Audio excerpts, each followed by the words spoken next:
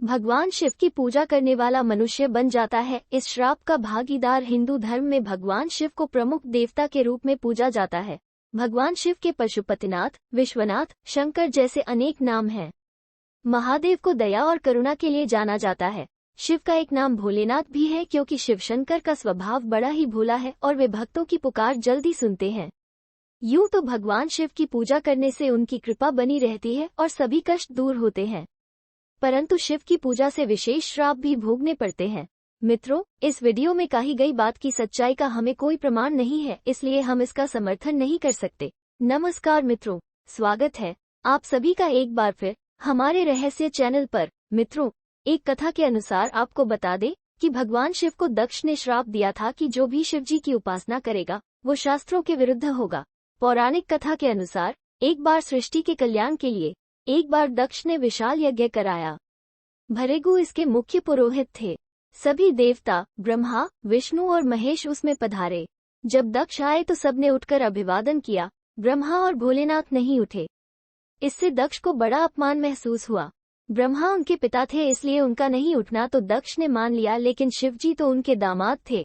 दक्ष ने यज्ञशाला में शिवजी को बुरा भला कहा और घोषणा की कि आगे से किसी यज्ञ में शिवजी का भाग नहीं होगा।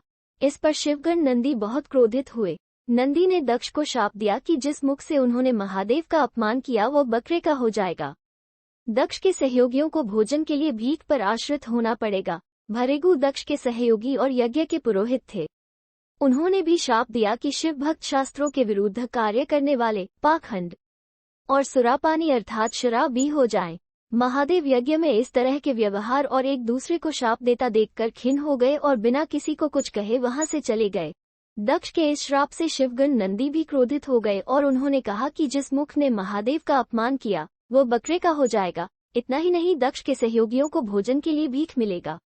नंदी के इस श्राप से भृगु ऋषि भी क्रोधित हो गए। उन्होंने शिव भक्तों को श्राप दे दिया कि जो भी शिव की पूजा या व्रत करेगा वो शास्त्रों के खिलाफ होंगे। उनको भस्म लगाकर और जटा धारण करना होगा। वे सभी वेद शास्त्रों के विरुद्ध होंगे। उनको शमशान में रहना होगा। इसलिए कहते हैं कि इस श्राप के कारण ही शिव के सबसे बड़े भक्त अघोरी अपने शरीर पर भस्म मलकर शमशान में निवास करते हैं। मित्रों, स्वर्ग और नरक का निर्धारण व्यक्ति के कर्म के आधार से तय होता है। कर्म ही इंसान के भविष्य का निर्माण करता है। बुरे कर्मों का नतीजा हमेशा बुरा ही होता है और इसकी सजा भी भोगनी पड़ती है। लेकिन बहुत बार जाने अनजाने में भी ऐसे कार्य हो जाते हैं जिसका श्राप इंसान को लगता है। श्राप से न सिर्फ इंसान बल्कि भगवान स्वयं भी नहीं बच पाते।